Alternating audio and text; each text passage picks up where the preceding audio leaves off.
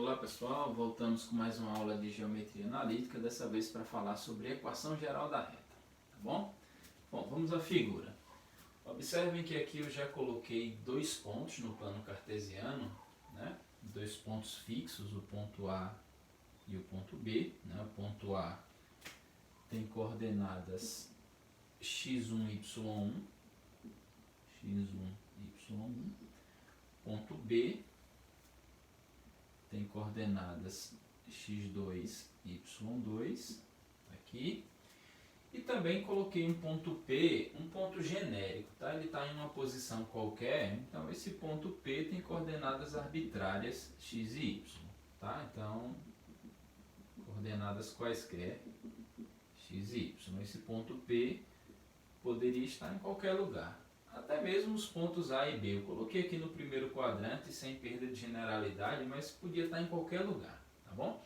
Então, repetindo, temos dois pontos fixos, A e B, e temos um ponto arbitrário P. O que nós precisamos é encontrar uma equação para essa reta R, né? Ou seja, uma expressão algébrica, de modo que qualquer ponto que você substitua nessa expressão, você tenha certeza se ele pertence ou não a essa reta. Tá? Vamos lá, então vamos tentar encontrar uma fórmula, né, uma cara para a equação geral dessa reta R. Observe que aqui eu tenho três pontos e como eles pertencem à mesma reta, obviamente eles são colineares, tá? Se eles são colineares, eles satisfazem a condição de alinhamento que nós já vimos em aulas anteriores. Então, o que diz a condição de alinhamento? Se esses três pontos estão alinhados, vale isso. x1, y1, x2, y2, xy, tudo aqui é igual a 1, e o determinante dá zero. Essa, repito, é a condição de alinhamento de três pontos. Aí vamos tentar desenvolver isso daqui e ver onde a gente chega, tá? A regra que eu vou usar para calcular esse determinante é aquela em que a gente repete as duas primeiras colunas.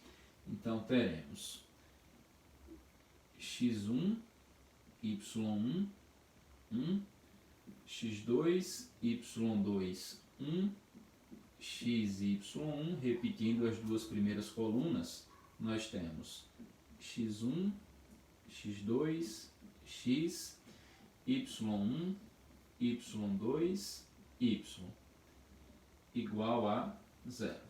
Então vamos lá, multiplicando aqui, né? x1 vezes y2 vezes 1. Nós encontramos x1, y2. y1 vezes 1 vezes x. Então, fica y1x. Agora aqui, 1 vezes x2 vezes y. Fica x2y. Agora eu vou fazer voltando, né? Lembrando que quando a gente faz a multiplicação nesse sentido, a gente coloca o sinal de menos. Então, aqui nós teremos menos x2y1, 1. x2y1 vezes 1 é só o x2y1. Multiplicando aqui, nós temos menos x1y, e aqui nós temos menos y2x. y2x igual a zero. Observe que aqui eu tenho como letras o x e o y, tá? x1, y1, x2, y2 são números, tá? Por isso que eu falei no início que esses pontos eles são dados, são fixos. Esse daqui é que é um ponto qualquer, tá? Portanto, letra aqui só tem x e y. Então vamos lá, vamos só tentar organizar isso daí. O que é que tem x? Observe que nós temos com o x o y1x, eu vou só organizar aqui, tá? O que tem o termo x, não é x1, é x. y1x, o outro que tem x é esse aqui, tá? Então, repito, estou só organizando, menos y2x. Agora, termos que tem y, temos esse, mais x2y, e o próximo é esse aqui, menos x1y.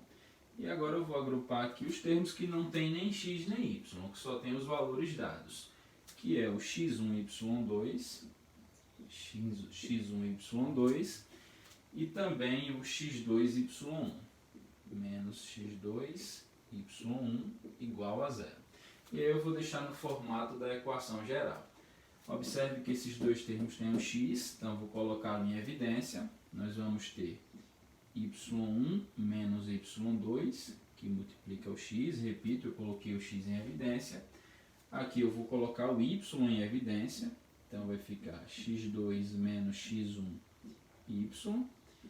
E aqui, como só tem números, eu vou agrupar. Fica simplesmente x1y2 menos x2y1 igual a zero. Pronto. Aí, para deixar no formato que a gente está acostumado a usar, basta fazer o seguinte, ó. Essa expressão aqui, normalmente a gente chama de A, tá bom? Essa aqui, normalmente a gente chama de B, e essa diferença, normalmente nós chamamos de C. Portanto, a equação geral de uma reta tem sempre esse formato: AX mais BY mais C igual a zero. Tá bom, gente? Então, essa é a equação geral de uma reta.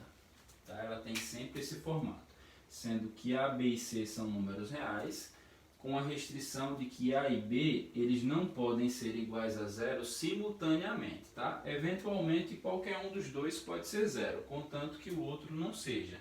E aí nós geramos casos particulares. Tá? Por exemplo, se o A for igual a zero, né, se esse termo aqui desaparece, essa reta é paralela ao eixo x. Tá?